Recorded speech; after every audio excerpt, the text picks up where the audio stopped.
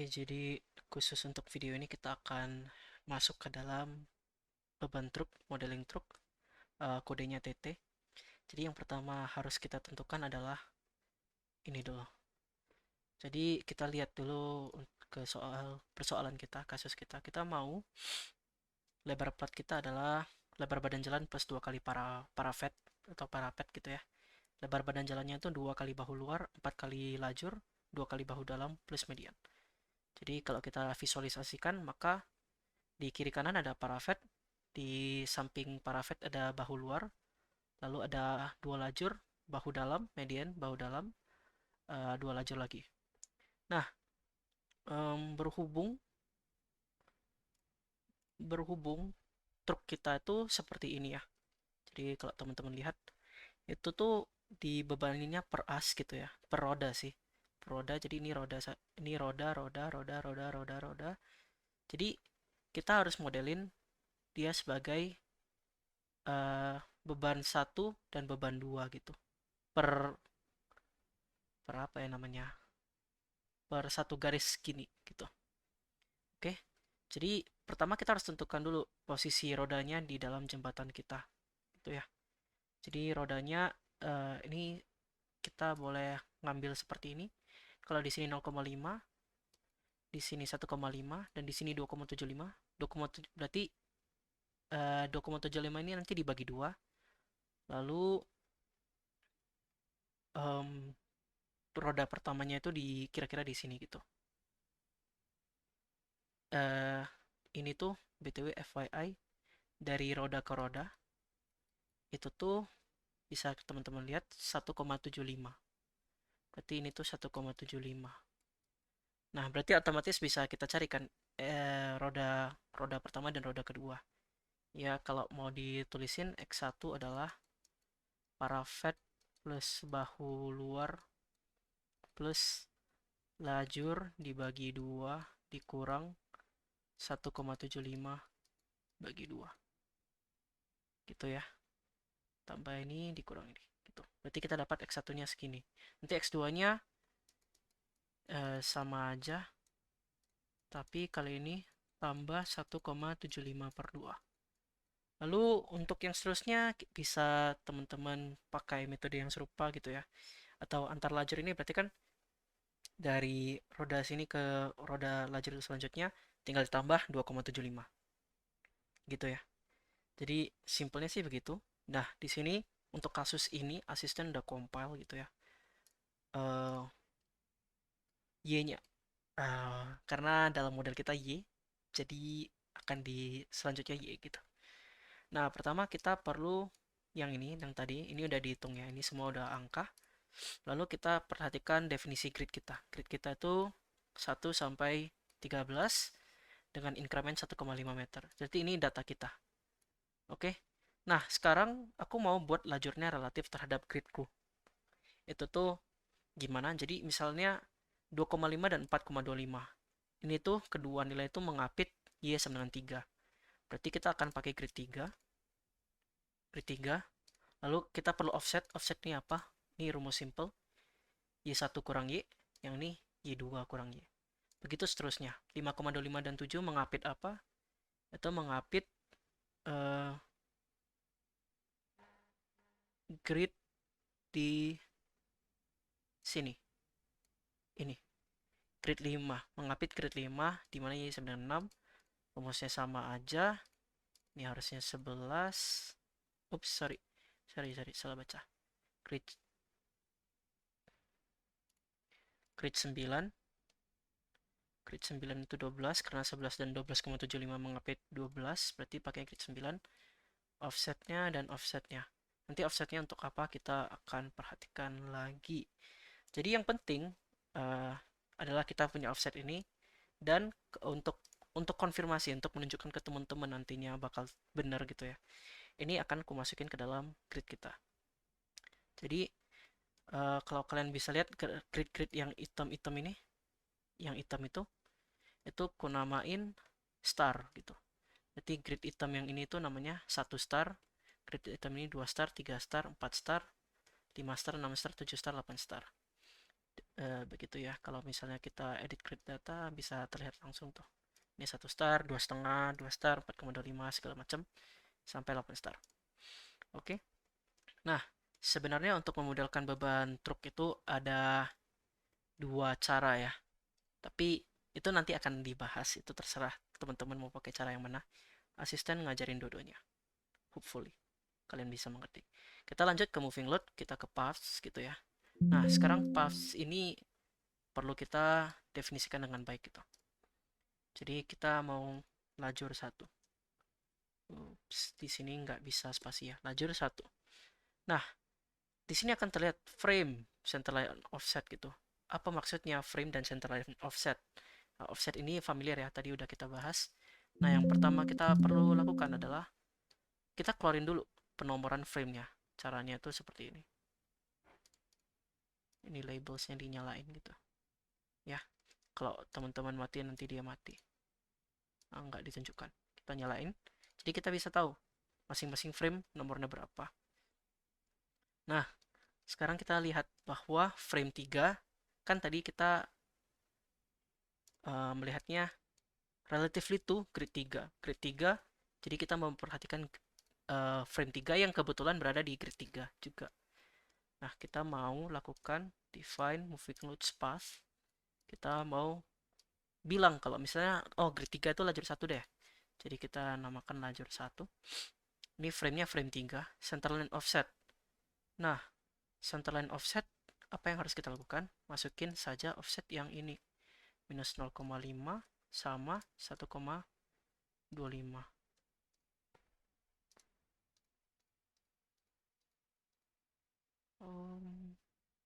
Oke, dia nggak mau beda.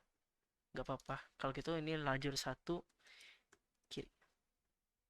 And then kita bakal ulangi hal yang sama, lajur 1 kanan. Ini frame 3, central offsetnya kali ini 1,25. Kita okekan. Okekan. Nah, sekarang kita mau cek dulu. Kita display, show paths. Kita pilih yang ini, show point and all connections. Highlight ini 2. Kita cek dulu. Oh, ternyata path 1 kita itu ya antara yang kuning atau yang abu-abu ini. Kita lihat, oh ternyata salah nih, salah definisi. Berarti teman-teman harus dimodify, dibedain. Berarti yang ini tuh positif, yang ini tuh negatif. Demikian ya. Oke, kita coba display lagi, show paths. Oke. Nah, sekarang kita lihat path kita udah align dengan grid kita tadi. Jadi truk kita tuh rodanya tuh melalui garis ini dan garis ini. Jadi ini udah benar gitu ya. Untuk contoh ini bakal dicontohin untuk satu path dulu. Kita lanjut ke vehicle. Vehicle kita mau ke truk SNI ini sebenarnya ngikut aja ya. Jadi yang pertama fixed length ini minimum distance-nya buat 1 aja. Axle load, axle load-nya berapa? Kita coba lihat ke ini lagi.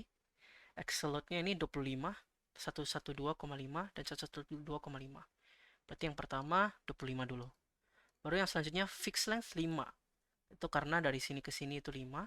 Masukin 5. Absolute-nya berapa? 112,5. Yang terakhir variable length. Itu minimum sama maksimum 49. Karena di sini 4-9. Di sini itu 112,5. Berarti truk SNI kita sudah selesai didefinisikan gitu ya. Oke, jadi aku bakal nunjukin 2 cara kita merepresentasikan moving load. Yang pertama, kita langsung nggak peduli, kita bahkan nggak buka load pattern, kita langsung buka load case. Kita namakan truk lajur 1. Lalu teman-teman moving load, masukin truk SNI. Ini lajur 1, lajur 1 kanan, lajur 1 kiri. Segala macam. Ini scale factornya harus 1,3 ya. Karena kalau teman-teman udah melewati progress 1, teman-teman bakal tahu ada dynamic loading factor atau FDB, faktor dinamik beban truk 0,3. Berarti ini harusnya 1,3 gitu sebenarnya. Nah, teman-teman tahu truk lajur 1 kita okein. kita okein, lalu kita run aja, kita run.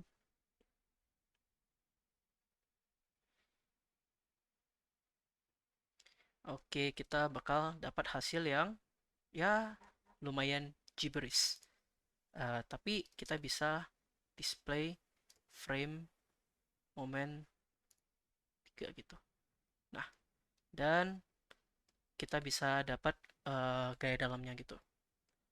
Oke, ini tuh langsung envelope. Kalau misalnya teman-teman memilih langsung masuk ke load case, langsung moving load gitu. Ini envelope. Nah, satu metode lagi adalah kita pakai load pattern. Jadi kita namakan ini truk lajur 1 juga truk lajur 1 misalnya metode 2. Metode 2. Lalu kita akan pilih more, kita ke vehicle life. Kita akan add new load pattern dan kita akan modify vehicle load. Ini add saja. Sorry, jangan add saja. Yang ini speed ini ubah jadi kilonewton. Ini 20 lah. Supaya bebas saja sih teman-teman mau seperti apa. 20 standar gitu ya. Ini bisa dikurangi atau diperbanyak gitu. Nah, jadi mau ditunjukkan bahwa kedua metode ini kira-kira sama aja gitu ya. Perlu diperbaiki dulu yang tadi bentar. Jadi di load cases, ya, yang ini tuh di sini tuh harus 1,3 ya skill factornya karena FBD-nya tadi. Jadi ini sama aja. Ini harus 1,3 semua. 1,3, 1,3. Nah, ini tuh kan versi 1. Sorry, ini 5. Ini 1,3. Dan ini 1,3. 1,5. Kitaran.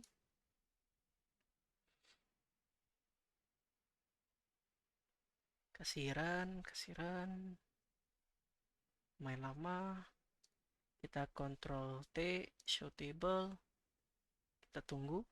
Ketika sudah selesai kita export. Tunggu lagi. Nah, ini sudah selesai diekspor. Kita filter saja seperti biasa.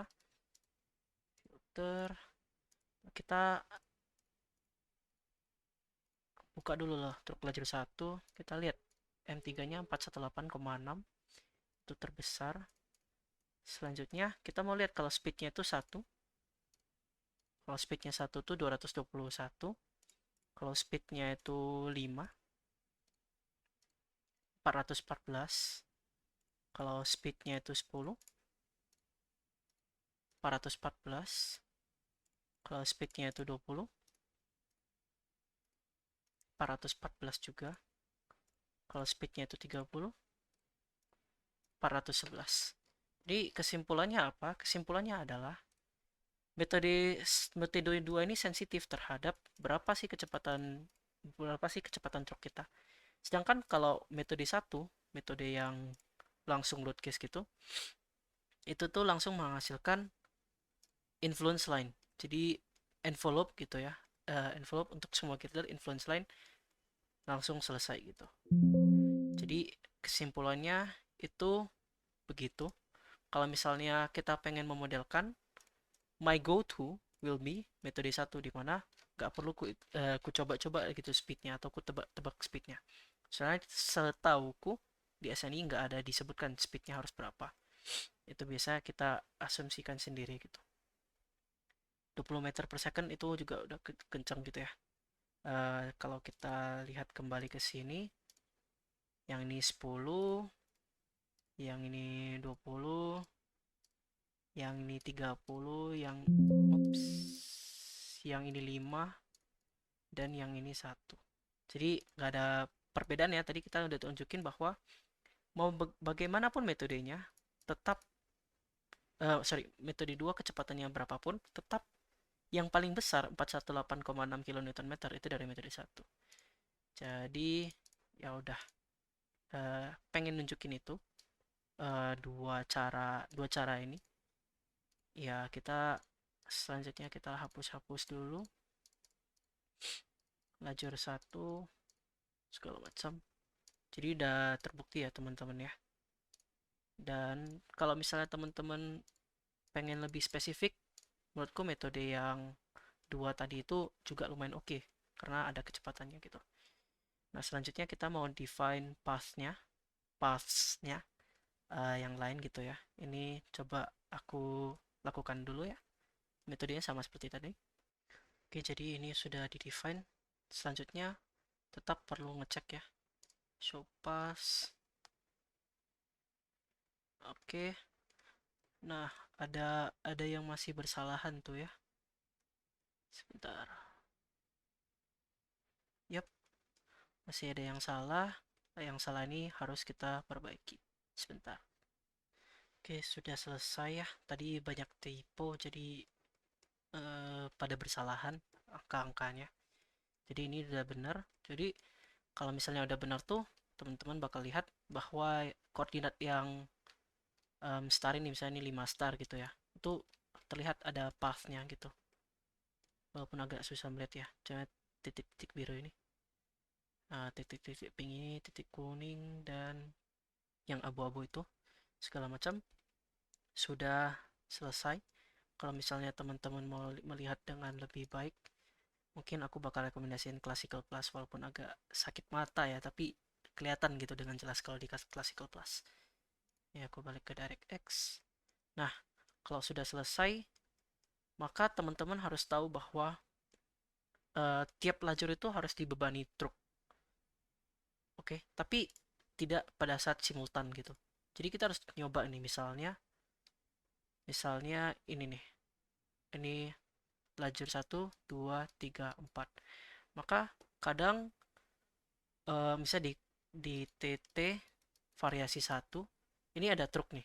Ada truk di sorry, pakai ini aja. Ini ada truk, ini enggak ada. Lalu variasi 2 ini ada truk, ini enggak ada. Lalu variasi 3 ini enggak ada truk, ini ada, dan seterusnya. Jadi teman-teman bisa hitung ya. Harusnya ada berapa variasi? Coba bentar. Apakah aku tulis di sini? Um, oh iya, ada banyak sih, cuman berapanya berapanya coba teman-teman hitung sendiri lah ya. Itu. Jadi yang perlu kita lakukan adalah di sub 2000-nya kebetulan moving load itu adalah envelope gitu. Jadi envelope dari hal-hal ini tuh bisa dengan mudah kita lakukan. Kalau misalnya load casesnya kita perbanyak gitu ya. Kita add copy truk lajur 2. Truk lajur 2. Ini lajur 2, lajur 2. Lalu truk lajur 3. Ini lajur 3. Ini lajur 3. Dan truk lajur 4. Ini masukkan yang lajur 4 duduknya. Oke. Jadi ini tuh kita masing-masing udah nemu seperti ini. Nah, kebetulan sekali moving load adalah envelope ya. Bagaimana kita tahu? Jadi kita coba lihat ke moving load. Lalu kita moving load form. Kita bisa dilihat di load supplied. Apply loads by specifying one or more paths in which a vehicle class may operate. Every permutation of vehicle classes operating in paths that is permitted by the entries in this table will be considered in analysis. Every permutation, semua permutasi, semua kombinasi ini itu udah termasuk dalam perhitungannya. Jadi caranya adalah ini yang ini kan tadi sebelumnya didefinisikan satu-satu gitu ya. Sekarang kita akan berbeda. Kita akan namakan ini TT ya, langsung TT. Ini truk SNI, ini add lagi. Kali ini lajur 2 doang. Lalu add lagi, kali ini lajur 3 doang. Add lagi, kali ini lajur 4 doang. Jadi ini adalah ya TT TT underscore dulu deh. Ini boleh kita hapus. Dan kita nggak perlu load combo di TT itu lagi. Oke. Ups, langsung delete saja. Oke. Jadi ketika kita run load case transient truck ini udah sesuai dengan kombinasi-kombinasinya. Kalau seperti yang tadi aku tunjukin juga, seharusnya kan ini ada kombinasi, berbagai kombinasi nih. Kadang ini truknya diletakkan di sini, lalu truknya diletakkan di situ, truknya dua, segala macam. Ini tuh tugas tahun lalu dilakukannya 2D. Dan kali ini tugas tahun ini tuh dilakukannya 3D. Kalau misalnya kita tunjukkan, karena sifat moving load adalah envelope, jadi pastinya tidak bisa dilihat time step-nya. Tapi yang kita bisa lihat adalah ya semuanya sih gaya dalamnya, especially. Dan kalau kita keluarin gaya dalamnya, kita cek. Oh, oh no, bentar. Kilonewton meter. Kita cek, ya 769 M3-nya berarti karena TT gitu. Oke, oke itu demikian untuk beban truk saja. Terima kasih.